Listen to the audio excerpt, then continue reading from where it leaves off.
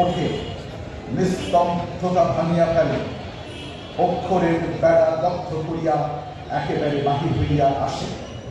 হিমালয়ের মাথার উপরে কঠিন বরফের মধ্যে যেমন কত শত বন্যা আছে, তেমনি এই লাইব্রেরির মধ্যে মানব হৃদয়ের বন্যাকে বাঁচিয়ে রাখা আছে।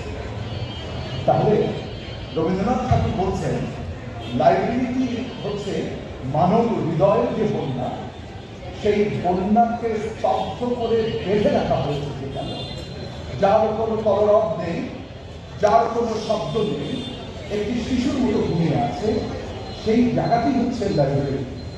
সুতরাং এই লাইব্রেরিকে আমরা যদি উদ্ঘাটন করতে পারি, লাইব্রেরিকে যদি আমরা পুনর্জীবিত করতে পারি, লাইব্রেরিকে যদি আমরা জীবন্ত করে লাইব্রেরির সঙ্গে যদি আমাদের সান্নিধ্য লাভে সমর্থ করি, তাহলে পরে জ্ঞান বিজ্ঞানের চর্চা, নতুন বিষয়ের উদ্ভাবন এবং নিজের সংস্কৃতিকে সমৃদ্ধ করবার ক্ষেত্রে আর কিন্তু কোনো কষ্ট হবার কথা নেই।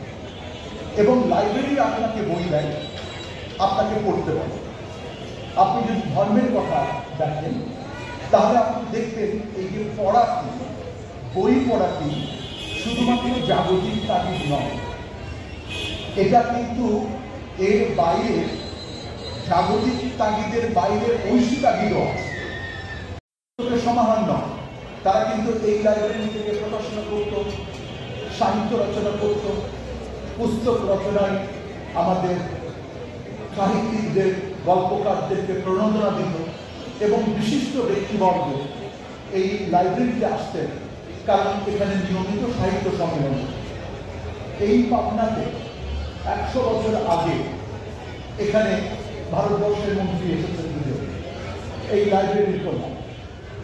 আবার বিশিষ্ট সাহিত্যিকদের মধ্যে পাবনার অন্নদা গোবিন্দ পাবলিক লাইব্রেরি, যেটা ঐতিহ্য আমাদের সকলের নমস্য, সাহিত্যিক বিভূতিভূষণ বন্দ্যোপাধ্যায়, তিনি পাবনাতে এসেছেন।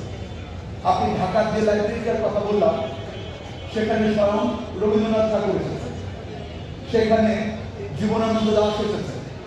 এই যে আদান প্রদানগুলো ছিল, এই আদান প্রদানগুলোর মাধ্যমে কিন্তু আমরা আমাদের সংস্কৃতিকে কর্ষণ করবার সুযোগ পেয়েছি, সংস্কৃতিকে বিকশিত করবার অনুপ্রেরণা পেয়েছি এবং সংস্কৃতিকে সামনে দিকে বেগবান করবার এবং স্বাধিকার রূপ লাভ করবার আমরা কিন্তু মানুষকে উদ্বুদ্ধ করবার যে আপনার সেন্টারটি, কেন্দ্রটি, সেটিকে আমরা লাইব্রেরিতে পেয়েছি।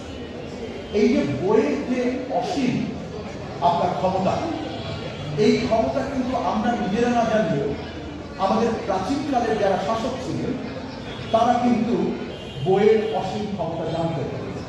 যার ফলে আপনি দেখবেন যে প্রাচীনকালে কোনো শাসক যখন সাম্রাজ্য বিস্তারের জন্য নতুন কোনো এলাকা দখল করেছেন, তিনি প্রথম দখল করেছেন লাইব্রেরি। আমরা হালাকু খানের বাগদাদ দখলের কথা জানি এবং আমরা আলেকজান্দ্রিয়া লাইব্রেরি ধ্বংসের কথা জানি, কারণ তারা মনে করত যে লাইব্রেরির মধ্যে একটি ঐতিহ্য থাকে, সভ্যতা থাকে, একটি সংস্কৃতি থাকে।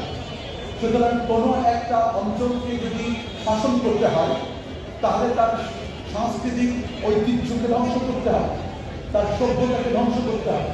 সেই কারণে কিন্তু যারা সেই সময়কার ফেরো শাসক ছিল, যদিও এটা ইনহিউম্যান, কিন্তু তাদের স্ট্র্যাটেজির দিক থেকে কিন্তু ঠিক ছিল।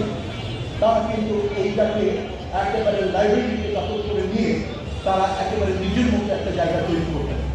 সেই বিষয়টি আমরা আস্তে আস্তে ভুলে যাওয়া শুরু করেছি। আমার আরেকজনের কথা বলতে ইচ্ছা করে, তিনিও নোবেল বিজয়ী একজন সাহিত্যিক, আনাতল ফ্রান্স। তিনি তার কোনো একটা লেখায় আক্ষেপ করে তিনি বলতেন, আহারে, আমার যদি মাথার চারিদিকে চোখ থাকতো, তাহলে চক্রবাল বিস্তৃত এই সুন্দর ধরনীকে আমি একসঙ্গে তার সৌন্দর্য উপভোগ করতে পারতাম। তাহলে এই যে তার ইচ্ছাটি যে আমার মাথার চারিদিকে যদি চোখ থাকতো, তাহলে আমি একসাথে বসে এই চক্রবাল বিস্তৃত এই পৃথিবীর সৌন্দর্যকে আমি গ্রহণ করতে পারতাম, রস আস্বাদন করতে পারতাম। কিন্তু সেটি তো সম্ভব নয়। অসম্ভব কল্পনা মনে হচ্ছে, কিন্তু আপনি যদি একটি লাইব্রেরিকে চিন্তা করেন তাহলে আপনি দেখবেন সেখানে সভ্যতার ইতিহাস, মানুষের ঐতিহ্য, সংস্কৃতি, বিজ্ঞান, দর্শন, চিকিৎসা বিজ্ঞান, জ্যোতির্বিদ্যা সব কিছু একসঙ্গে আছে। সুতরাং আপনি এই বই পড়ে এই যে আনাতল ফ্রান্সের তার যে আক্ষেপ যে আমার চতুর্দিকে যদি চোখ থাকতো তাহলে পরে আমি পৃথিবীকে দেখতে পারতাম, আপনি সেই পৃথিবীকে দেখতে পারেন। এই পৃথিবীতে এই অন্নদা গোবিন্দ পাবলিক লাইব্রেরি আজকে সঠিক কাজটি করছে। আমাদের এই যুব সম্প্রদায়ের কাছ থেকে লাইব্রেরি ক্রমেই দূরে সরে যাচ্ছে। লাইব্রেরি দূরে সরে যাওয়ার কারণ শুধুমাত্র যে লাইব্রেরি সমৃদ্ধ নয় তাই নয়, লাইব্রেরির সঙ্গে মানুষের সম্পর্ক রাখবার কৌশলটি পরিবর্তিত হয়ে গেছে। টেকনোলজির পরিবর্তনের সাথে সাথে লাইব্রেরির সঙ্গে একজন পাঠকের যে সম্পর্ক, সেই সম্পর্কটির ক্ষেত্রে টেকনোলজি জায়গা তৈরি করে নিয়েছে। সুতরাং আমি বলবো যে আমাদের নতুন প্রজন্মকে লাইব্রেরিমুখী করতে গেলে পরে যদি আমাদের প্রযুক্তির সাহায্য নিতে হয় এবং প্রযুক্তিগতভাবে সমৃদ্ধ করে তুলতে হবে লাইব্রেরিকে।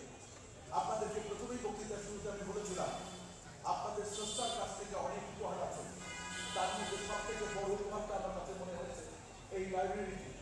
এবং এই লাইব্রেরিটাকে রেনোভেট করে আমি আজকে বললাম যে স্কয়ার গ্রুপ, বিশেষ করে অঞ্জন চৌধুরী এখানে আছেন, তারা যে দেশত্ববোধের পরিচয় দিয়েছেন, যে সংস্কৃতি প্রেমিকের পরিচয় দিয়েছেন, তা চিরদিন মানুষের হৃদয়ে থেকে যায়। আমি মনে করি আজকে এই বইমেলা হবে আমাদের জন্য উৎসাহে, এই বইমেলা হবে আমাদের জন্য অবশ্যই অনুপ্রেরণা, এবং এই বইমেলা হবে আমাদের প্রতিজ্ঞাবদ্ধ হবার দিন। আমরা আমাদের লাইব্রেরিকে বাঁচিয়ে রাখবো, আমরা বই পড়ার অভ্যেসটাকে আমরা অটুট রাখবো। জয়। আমি তাকে শ্রদ্ধা তো আমরা সবাই করি, কিন্তু আমার অন্তর অসুস্থ অস্বীকৃত করতে জানাই কিন্তু তিনি আজকে আমাদের জন্য আসলে বক্তব্য এখানে একজনই প্রধান অতিথি, তার বলার পরে আর কিছু বলার থাকে। তারপরে আমি সভাপতি হিসাবে আমি বলতে চাই যে আমাদের এখানে দাঁড়িয়ে আমরা এই কথাগুলো বলছি, এই জায়গাটার নাম কিন্তু স্বাধীনতা চত্বর, এবং একটা তাৎপর্য আছে। স্বাধীনতা চত্বরে আমরা দাঁড়িয়ে কথা বলছি, স্বাধীনতা কিন্তু সেই শুরু হয়েছে 52 আগে, কিন্তু 52 থেকে আসলে আমি বলবো যে গরিব শুরু হয়, এবং সেটা হচ্ছে আমাদের ভাষার অধিকার, ন্যায্য অধিকার যেটা সেটাকে প্রতিষ্ঠিত করা। এবং এই ভাষার জন্য যারা জীবন দিয়েছেন আমি তাদের কাছে শ্রদ্ধাবোধ স্মরণ করছি।